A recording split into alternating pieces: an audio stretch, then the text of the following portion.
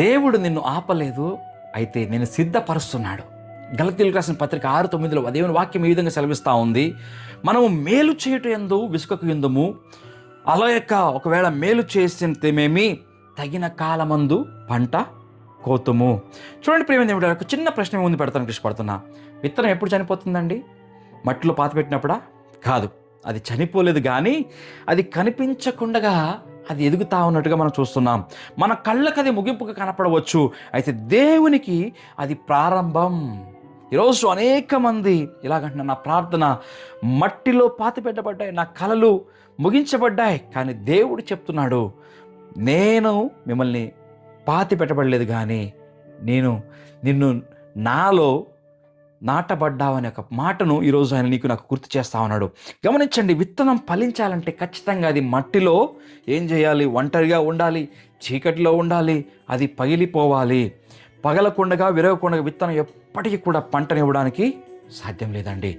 గమనించండి, అదేవిధంగా దేవుడు మనల్ని కొన్ని సందర్భాల్లో ఒంటరిగా ఉంచుతాడు, కొన్ని పరీక్షల్లో పగలగొడతాడు, విరగొడతాడు. ఎందుకంటే విరిగి పగిలిన హృదయంలోనే దేవుని జీవం మొలకెత్తపడుతుందని సత్యాన్ని ఈరోజు గ్రహించుకోవాలి.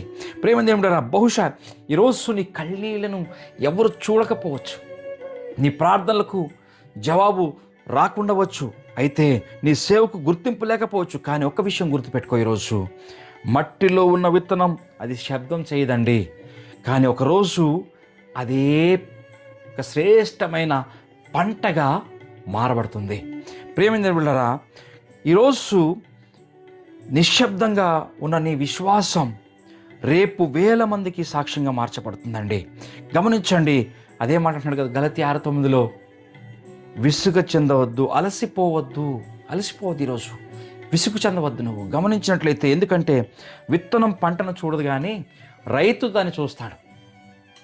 ఈరోజు అదేవిధంగా నీవు నీ కన్నీళ్లను మాత్రమే చూస్తున్నావు, అయితే దేవుడు రేపటి నీ భవిష్యత్తును చూస్తూ ఉన్నాడు. ప్రేమ బిడ్డలారా, గమనించండి, నీవు నీ పరీక్షను మాత్రమే చూస్తున్నావు, కానీ దేవుడు రేపటి నీ సాక్ష్యాన్ని ఆయన చూస్తున్నాడు. కాబట్టి మధ్యలో ఎంత మాత్రం ఆగిపోవద్దు. నీ పాతి పెట్టబడలేదు, కానీ దేవుని చేత నాటబడ్డావనే సత్యాన్ని గ్రహించుకో. గమనించినట్లయితే, నా కన్నీళ్ళు ఈరోజు, మనం ఒక మాట చెప్దాం, నా కన్నీళ్ళు ఈరోజు వృధా కావు, నా నిరీక్షణ వ్యర్థం కాదు, నేను పాతి పెట్టబడలేదు, దేవుని చేత నాటపడ్డాడనే సత్యాన్ని మనం ఈరోజు చెప్దాం, ఘోషిద్దాం. తగిన కాలంలో నేను తప్పకుండా పంట కోస్తాను, యేసు నామములో ఆమేన్ అని చెప్దాం. గమనించండి, విత్తనం మట్టిని నిందించదు, అది సమయాన్ని నమ్ముతుంది.